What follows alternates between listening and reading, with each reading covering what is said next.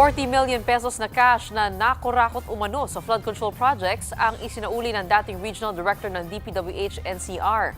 Ang kapalit niyan ay ang posibilidad na mapasailalim siya sa Witness Protection Program. Nasa frontline na balitang yan si Camille Samonte.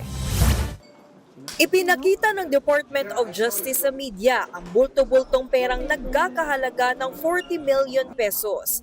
Ayon sa DOJ, galing daw ito kay Gerard Opolencia, ang dating Regional Director ng DPWH NCR. Ayon kay Justice Acting Secretary Frederick Vida, ang perang ito ay iligal na nakuha ni Opolencia mula sa iba't ibang project ng DPWH. Ito raw ay unang bahagi pa lamang ng kabuang 150 million pesos na ibabalik daw ni Opolencia.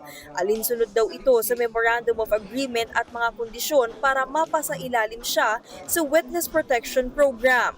Napatid ng kagawaran na ang kanyang mga nalalaman, unang-una, ay magiging material para mahabol natin yung mga dapat talaga ng ito ay na-verify din natin yung mga kanyang mga sinabi at ang ating din pagsusuri.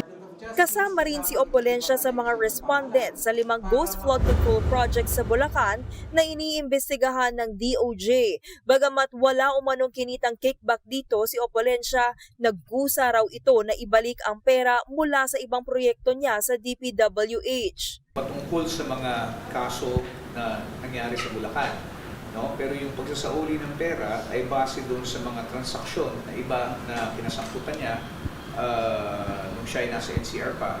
Nilinaw naman ni Prosecutor General Richard Padulyon na hindi porket nagbalik ng pera, ang akusado ay otomatiko itong mailalagay sa WPP.